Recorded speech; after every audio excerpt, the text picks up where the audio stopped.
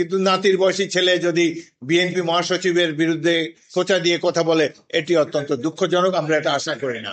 দ্রুত নির্বাচন দেওয়ার দাবি জানিয়ে বিএনপির স্থায়ী কমিটির সদস্য মেজর অবসরপ্রাপ্ত হাফিজ উদ্দিন আহমেদ বলেছেন, নির্বাচনী ব্যবস্থার সংস্কারের জন্য ৩ মাস সময় যথেষ্ট। সুতরাং নির্বাচনের মধ্য দিয়ে জনগণের সরকার আসার সুযোগ দিন। তার প্রশ্ন, ৭১ সালে যুদ্ধ করেছি, নির্বাচিত সরকার ছিল না বলে আমাদের যুদ্ধ করতে হয়েছিল। আবার কেন নির্বাচিত সরকারের জন্য আমাদের তর্কবিতর্ক করতে হবে? তিনি বলেন, নির্বাচনের কথা বললে উপদেষ্টাদের মুখ কালো হয়ে যায়। মনে হয় আমরা কোনো অন্যায় দাবি করছি। আমরা কোনো অন্যায় দাবি করছি না। বিএনপিকে ক্ষমতায় বসান, সেটাও বলছি না। বলবো আপনারা কিংস পার্টি গঠন করবেন না। যারা রাজনীতি করতে চায় তারা সরকার থেকে বেরিয়ে রাজনীতি দল গড়ে তুলুক। রবিবার দুপুরে রাজধানীর সেগুনবাগিচায় ঢাকা রিপোর্টার্স ইউনিটিতে বাংলাদেশ জাতীয়তাবাদী মুক্তিযোদ্ধা দল আয়োজিত এক আলোচনা সভায় এসব কথা বলেন মেজর হাফিজ। তিনি বলেন, একটি পার্লামেন্ট সংস্কার করবে, সেই পার্লামেন্টকে আসার ব্যবস্থা করে দিন, শুধু শুধু সময় ক্ষেপণ করবেন না। ৬ মাসেই বুঝা গেছে আপনাদের দৌড় কতটুকু। তবুও আপনাদেরকে সম্মান করি। আমরা সকল রাজনৈতিক ব্যক্তিদের ঐক্য চাই। ছাত্র জনতার সঙ্গে রাজনৈতিক দলগুলোর ঐক্য অত্যন্ত প্রয়োজন। আশা করি এই ঐক্যের পথে আপনারা কেউ দেয়াল তৈরি করবেন না। হাফিজ বলেন, জিয়াউর রহমানের স্বাধীনতার ঘোষণা মানুষকে উজ্জীবিত করেছে। সারা পৃথিবী জানে বাঙালি লড়াইয়ের জাতি, তারা প্রতিরোধ করতে জানে। মুক্তিযুদ্ধ যদি না হতো তাহলে দেখা যেত ১ মাস পরে ভারতে যারা পালিয়ে আশ্রয় নিয়েছে তারা দেশে ফিরত এবং শেখ মুজিবকে প্রধানমন্ত্রী বানানো হতো। আমরা দেশ বাঁচাতে এবং মা বোনদের ইজ্জত রক্ষার্থে অস্ত্র হাতে তুলে নিয়েছি।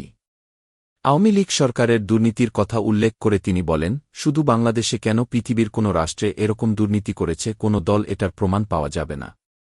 বিএনপি এবং ছাত্রজনতার ত্যাগের ফলে আমরা আবার নতুন করে গণতন্ত্র পুনঃপ্রতিষ্ঠার সুযোগ পেয়েছি।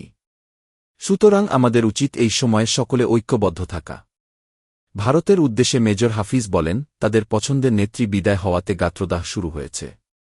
এখন বাংলাদেশের মধ্যে প্রবেশ করে আম গাছ কেটে নিয়ে যায়, বাংলাদেশের সীমান্তে কাঁটাতারের বেড়া দেওয়ার চেষ্টা করে। আমরা নীরবে অবলোকন করছি। ভুলে যাবেন না ৭১ সালে যুদ্ধ করে আমরা এ দেশ স্বাধীন করেছি। তিনি বলেন, প্রফেসর ইউনুস অত্যন্ত সম্মানের ব্যক্তি, তাকে আমরা সম্মান জানাই। তার কোনো সফলতা দেখতে পাচ্ছি না, তবুও তাকে আমরা সম্মান জানাব। কিন্তু নাবালকের কথায় আপনি চলবেন না। মেজর হাফিজ বলেন, জিয়াউর রহমানকে বাংলাদেশের মানুষ সম্মান করে তার দেশপ্রেম এবং সততার জন্য।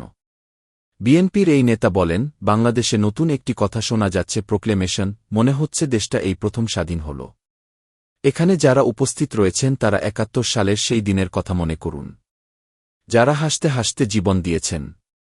জীবনটা একেবারেই তুচ্ছ। এটা প্রত্যেকটি মুক্তিযোদ্ধার মনের কথা। আমরা যুদ্ধ করেছি কেন? গণতন্ত্র প্রতিষ্ঠার জন্য।